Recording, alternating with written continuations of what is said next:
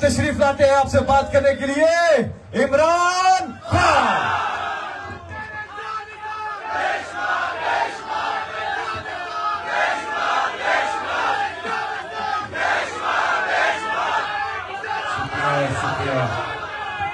شکریہ. بسم اللہ الرحمن الرحیم. ایاک نعبد و ایاک نستعین. اللہ تیری عبادت کرتے ہیں اور تیرے سے مدد مانگتے ہیں. اچھا میں سب سے پہلے تو مدثر پھر سے آپ کے انتظامات کا میں آپ کو خراج تحسین پیش کرتا ہوں. زبردست آپ کے انتظامات. اب مجھے بتائیں کدھر سے ہیں؟ پہلے مجھے بتائیں. لاہور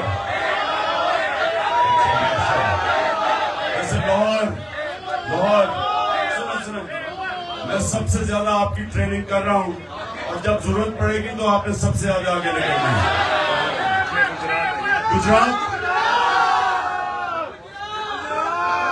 گجرات کے جب آپ یورپ جائیں تو سب سے زیادہ گجرات کے لوگ یورپ میں ملتے ہیں. بہت تیز لوگ ہیں ماشاءاللہ. آگے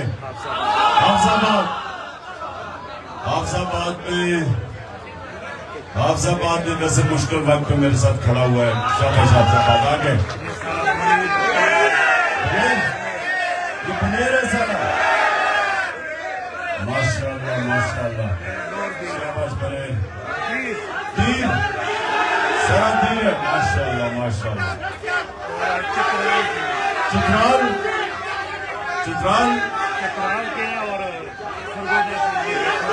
سرگودا بکر کا تو کوئی بھی نہیں نظر آ رہا. ادھر چیچاوتی. ایک آدمی ہو تم چیچاوتی سے.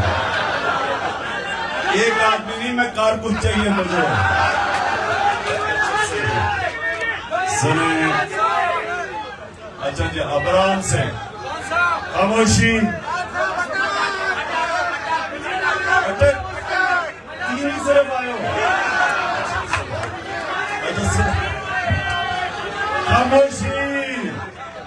خاموشی. کتنا ٹائم ہے روزے کو کتنا ٹائم ہے؟ 15 منٹ ہے. 13 منٹ میں آپ سے بات کروں گا. یہ آپ نے بات ضرور سننی ہے کیونکہ میں اپنے زندگی کے تجربے سے کہ کیا میں نے سیکھا. میرا کام ہے آپ جس طرح میرے بچے ہیں آپ کو میں وہ سکھاؤں تاکہ آپ کو آنے والے وقت میں فائدہ ہو, تاکہ آپ اوپر جا سکیں. لیکن سنیں میری بات. یاد رکھیں کہ اللہ نے انسان کو اشرف المخلوقات بنایا ہے. سب سے عظیم مخلوق. وہ چاہے تو وہ فرشتوں سے اوپر چلا جاتا ہے اور جب وہ گرتا ہے تو وہ جانوروں سے بھی نیچے چلا جاتا ہے. یہ یاد رکھیں. یہ اللہ نے فرشتوں کو یہ صلاحیت نہیں دی. فرشتے وہ کام کرتے ہیں جو اللہ کہتا ہے. وہ اللہ کے خلاف کوئی کام نہیں کر سکتے. انسان اس کو اللہ نے یہ موقع دیا ہے کہ تم اگر اللہ کے حکم پہ چلو گے تو تم آسمانوں پہ پہنچ جاؤ گے. لیکن اگر اس کے خلاف, کیونکہ آپ نماز میں کیا مانگتے ہیں؟ آپ 2 راستوں میں سے ایک راستہ مانگتے ہیں کہ اللہ مجھے سیدھے راستے پہ لگا. اس راستے پہ نہیں جو تباہی کا راستہ ہے. تو آپ کے سامنے زندگی میں 2 راستے ہوں گے. غور سے سمجھے. ایک عظمت کا اور ایک تباہی کا راستہ.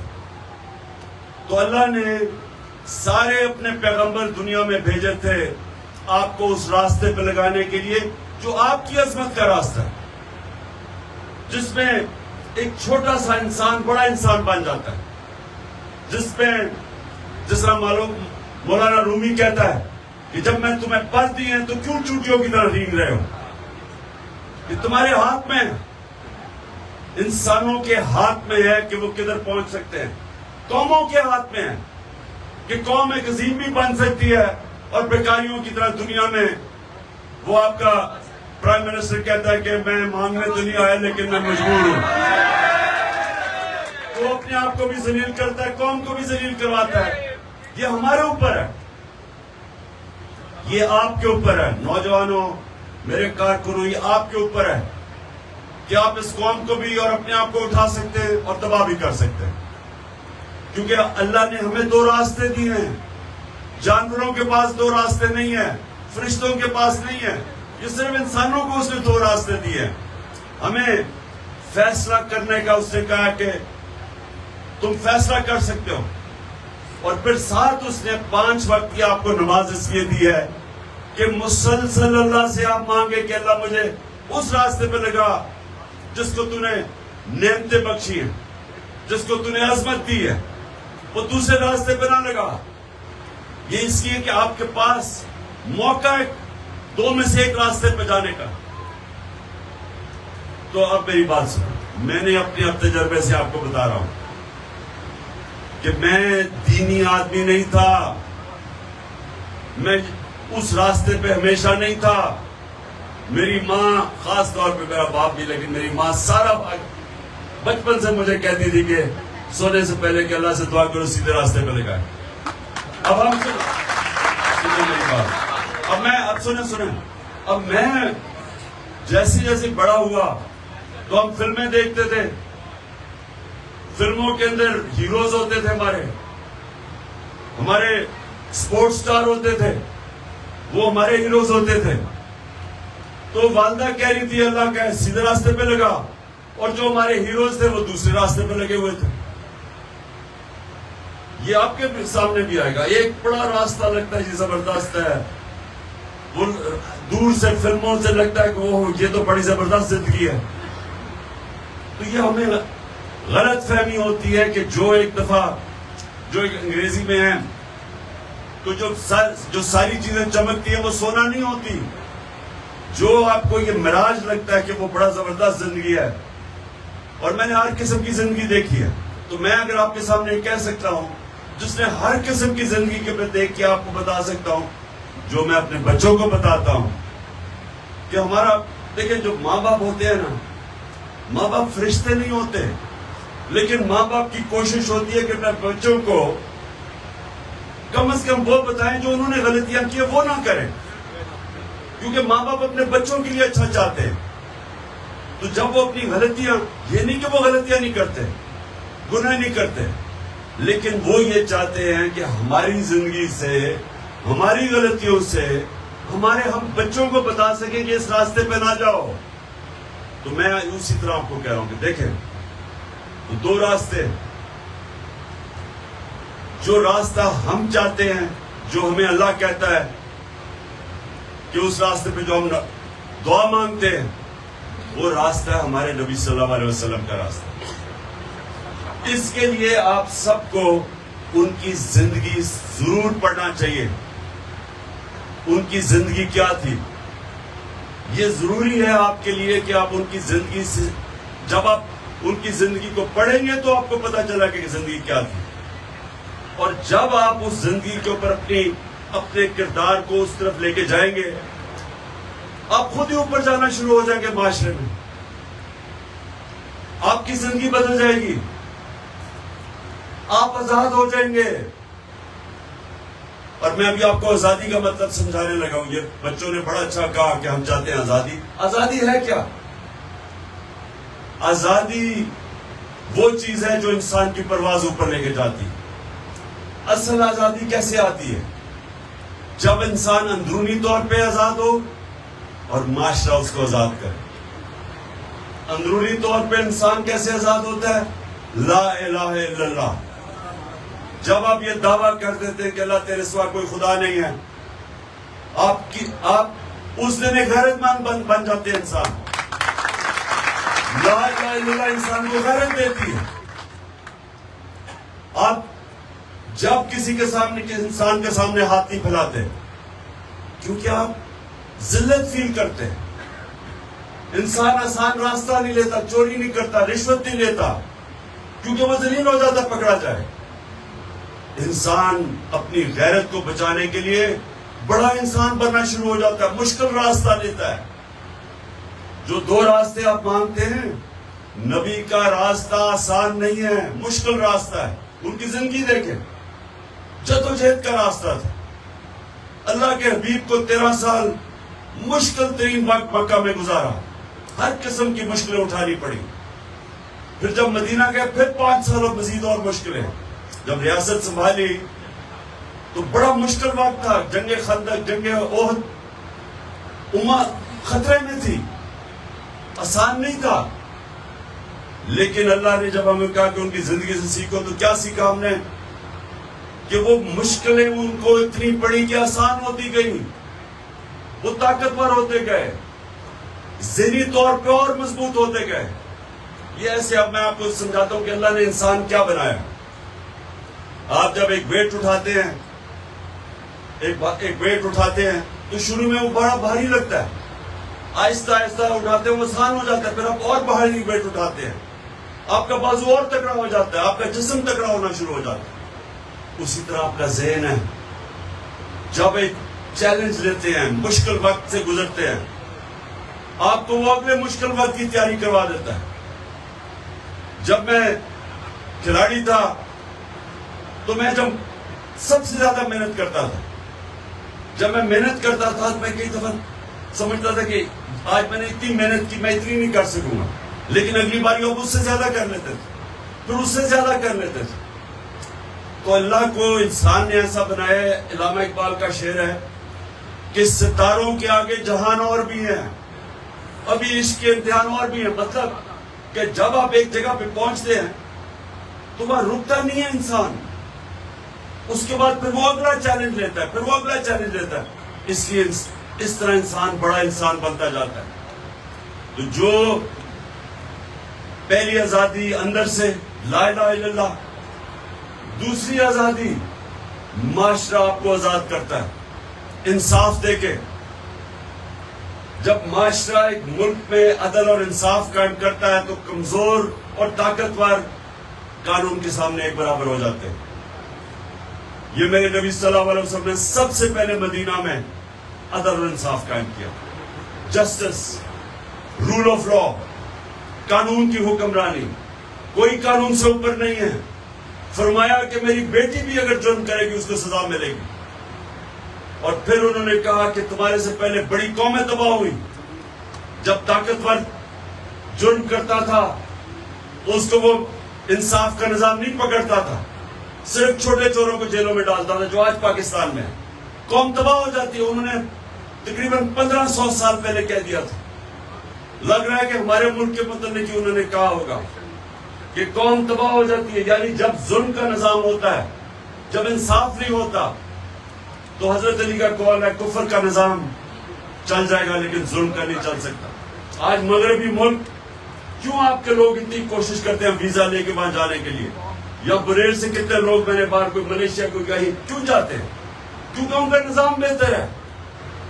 وسائل پاکستان میں زیادہ ہے، نظام ان کا بہتر ہے کیونکہ انصاف ہے. اور جتنا جتنا انصاف کا نظام ملک میں بہتر ہوتا جاتا ہے اتنے ہی لوگ آزاد ہوتے جاتے ہیں، اتنی خوشحالی آتی ہے. میں یہ سمجھ لیں کہ جو پاکستان کا نمبر انصاف کے دنیا کے نظام میں 140 ملکوں میں 129 ہے، 129 ہے ہمارا، یعنی یہ انصاف نہیں ہے. اور جو مغربی ممالک ہیں، سوئٹزرلینڈ ہے، ڈنمارک، سوئٹزرلینڈ نمبر 1 پہ ہے، نمبر 2 پہ ہے، ڈنمارک نمبر 1 پہ ہے. وہ خوشحالی ہے وہاں کیونکہ انصاف ہے، خوشحال ہے. تو ہماری جو جنگ ہو رہی ہے یہ معاشرے کے لیے، حقیقی آزادی کے لیے، ہم اپنے ملک میں انصاف کی جنگ لڑ رہے ہیں تاکہ خوشحالی آئے، تاکہ ہمارے لوگوں کو باہر نوکریاں ڈھونڈنے نہ جانا پڑے. کتنا ظلم ہوتا ہے کہ ایک کام کرنے والا اپنے بچوں کو چھوڑ دیتا ہے، اپنی بیوی کو چھوڑتا ہے، اپنی بیٹیوں کو چھوڑتا ہے، اپنے ماں باپ کو چھوڑتا ہے، سالوں تک وہ چلا جاتا ہے.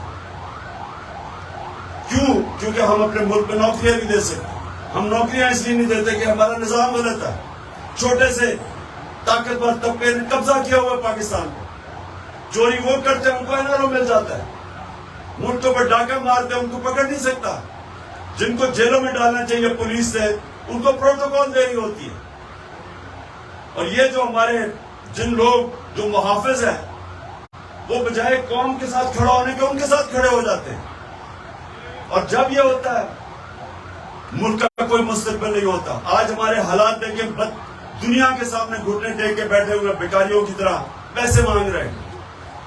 تو اسی کے اوپر تو نبی صلی اللہ علیہ وسلم نے کہہ دیا تھا کہ جو قوم انصاف نہیں کرتی وہ تباہ ہو جاتی ہے. تو اس لیے آپ کی جنگ انصاف کی ہے، اور یہ حقیقی انصاف کی جو جنگ ہے، یہ یاد رکھیں، اس پہ پاکستان کا مستقبل ہے. یا یہ ملک کھڑا ہوگا، عظیم ملک بنے گا، نہیں تو تباہ ہو جائے گا. کیونکہ میرا نبی کہہ بیٹھے ہیں کہ جس ملک میں انصاف نہیں وہ تباہ ہو جاتا ہے. قرآن کی آیت ہے کہ میری زمین پہ چڑھ کے دیکھو کتنی قومیں میں نے تباہ کی جو میرے حکم پہ نہیں چلی. تو ہمارا اس وقت حقیقی آزادی دو ایک کہ ہم جتنا اپنے نبی صلی اللہ علیہ وسلم کے ان کے قدموں پہ، ان کے راستے پہ، ان کی شریعت پہ چلیں گے، ان کی سنت پہ چلیں گے، ہم اندرونی طور پہ آزاد ہوتے جائیں گے. میں عمران خان میں کوئی اتنی زیادہ صلاحیتیں نہیں تھی، لیکن میں ایک آزاد انسان تھا. ہمیشہ میں کبھی کسی کے سامنے نہیں جھکا. میں ہمیشہ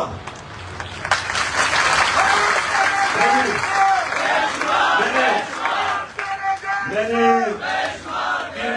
3 منٹ رہ گئے کبھی کسی کے سامنے ہاتھ نہیں پھیلایا، کبھی کسی کے سامنے جھکا نہیں. اور کیونکہ نہیں جھکا تو میں اور اپنے پیر پہ جتنا کھڑا اور رائے حق پہ جتنا کھڑا ہوا اور مقابلہ کیا، اور اللہ نے طاقت دے دی. آپ بھی آپ میں سب میں یہ صلاحیتیں ہیں، لیکن کبھی شارٹ کٹ نہ لینا، کبھی پیسے کے غلام نہ بننا، پیسے کو استعمال کرنا سیکھنا، کبھی پیسے سے استعمال نہ ہونا.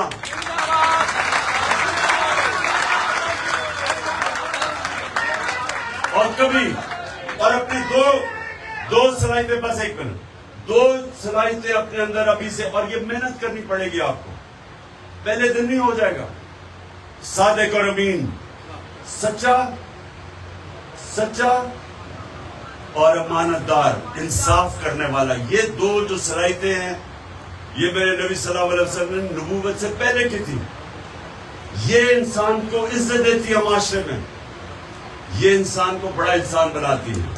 تو آپ نے محنت کرنی ہے. آسان راستوں سے جھوٹ بول کے نکل جاؤ، سچ پہ کھڑے ہو گئے، سچ تمہیں طاقت دے گا. امانت دار، کبھی لوگ آپ کی عزت نہیں کریں گے جو سفارشی دوستوں کو، رشتہ داروں کو اوپر. آپ کی واحد پارٹی ہے، کوئی عمران کا رشتہ دار اوپر نہیں ہے، باقی تو یا زرداری خاندان ہے اور یا شریف خاندان ہے.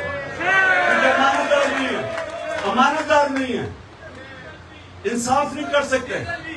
اور ڈیزل کے بھی بچے ہیں، اس کے بھی ڈیزل کے بھی جونیئر ڈیزل آ گئے ہیں، اور ان کی سب سے بڑی خاصیت یہ کہ ماشاءاللہ ہٹے کٹے ہیں سارے. اور دوسرا، اچھا جلدی سے دعا میرے بھی اوپر سے دعا کرنی ہے. روزہ کھول کے ایک منٹ دعا. میری جو اللہ سے 4 دعائیں ہیں، وہ چار دعا کرنی ہے آپ نے. سب سے پہلے کہ اللہ، ہاتھ اٹھا، اللہ پاکستان کو حقیقی طور پہ آزاد کر. دوسری کہ اللہ ہمارے ملک میں، ہمارے پاکستان میں کوئی انسان بھوکا نہ سوئے. تیسری کہ اللہ باہر سے لوگ پاکستان میں نوکریاں ڈھونڈنے آئے. اور چوتھی جو انسان کو خودداری اور غیرت دیتا ہے، اللہ ہمیں لا الہ الا اللہ ہمارے دلوں میں ڈال دے.